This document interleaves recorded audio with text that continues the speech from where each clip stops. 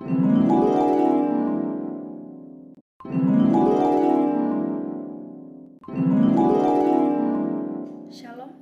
perkenalkan nama saya Destin Ratnasarinduru. Saya seorang mahasiswi tingkat 3 semester 5 Prodi Teologi di STT Inalta, Jakarta. Baik, saat ini saya ingin menjelaskan sedikit apa yang saya ketahui tentang sejarah gereja Asia. Berbicara tentang sejarah, sejarah adalah suatu peristiwa atau kejadian yang benar-benar terjadi pada masa yang lampau.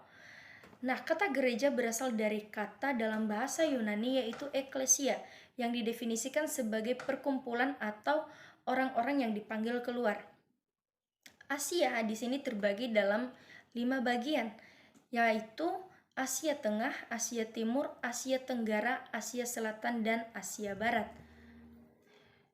Kemudian, sejarah gereja Asia adalah penyelidikan atau suatu pembelajaran tentang peristiwa kekristenan di Asia, di mana di dalamnya terdapat pelaku, waktu, tempat, dan apa yang terjadi.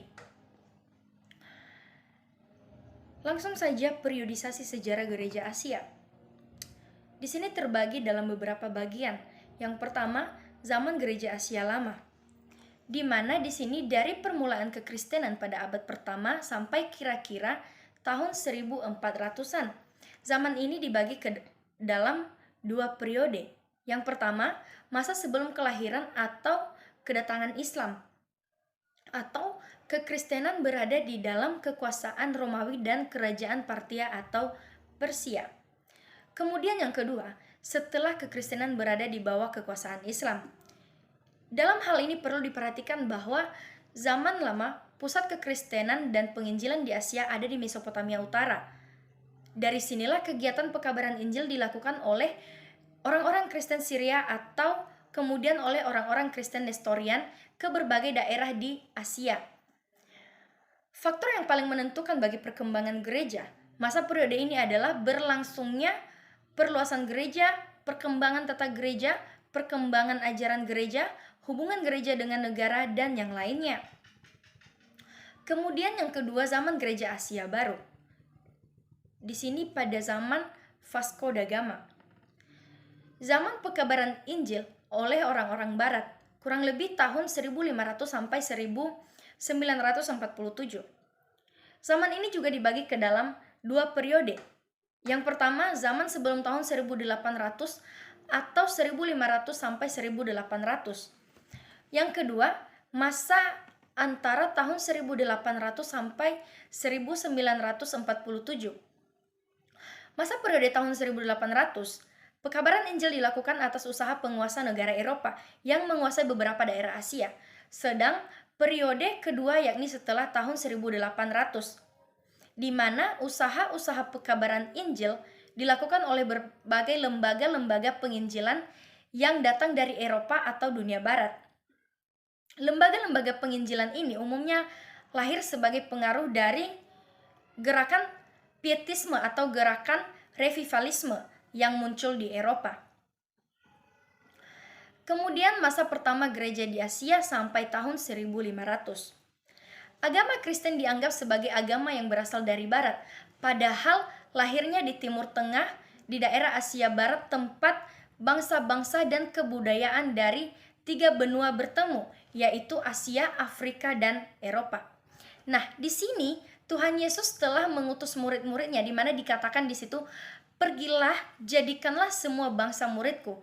Nah, di sini pada hari Pentakosta, Injil dikabarkan kepada orang-orang yang berasal dari provinsi Asia Kecil atau disebut Turki, kemudian kerajaan Persia di Irak dan Iran, kemudian Mesir, Libya, dan Arabia dalam Kisah Para Rasul 2 ayat 8 sampai 11.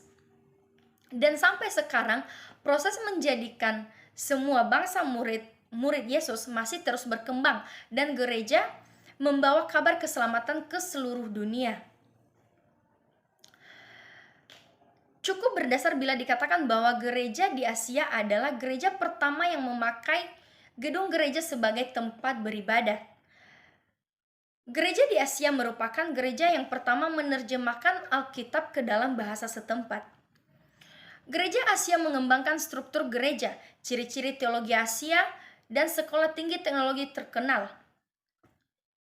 Gereja Asia kuno mempunyai kerohanian yang kuat dengan visi untuk pekabaran Injil.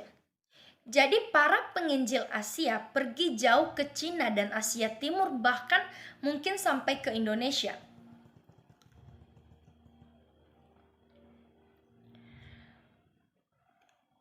Umat Kristen di Asia bertahan terhadap ujian penganiayaan dan mereka belajar bagaimana hidup sebagai golongan kecil dan minoritas dalam negara-negara yang bukan Kristen.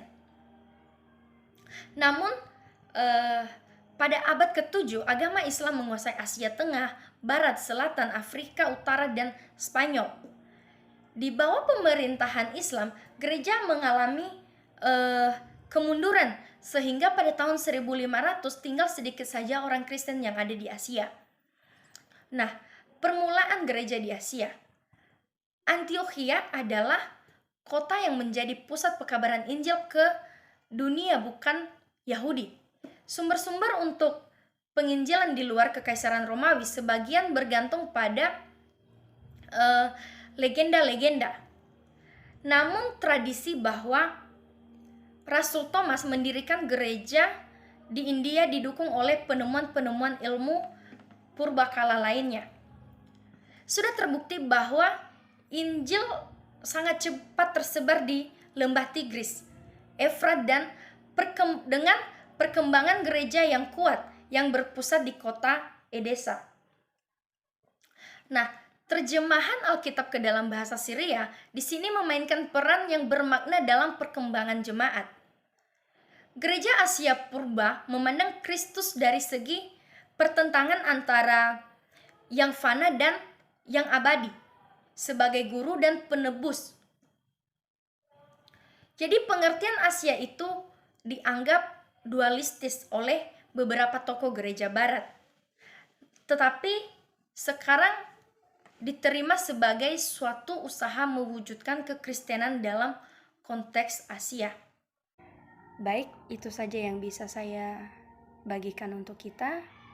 Sekian dan terima kasih. Tuhan Yesus memberkati. Shalom.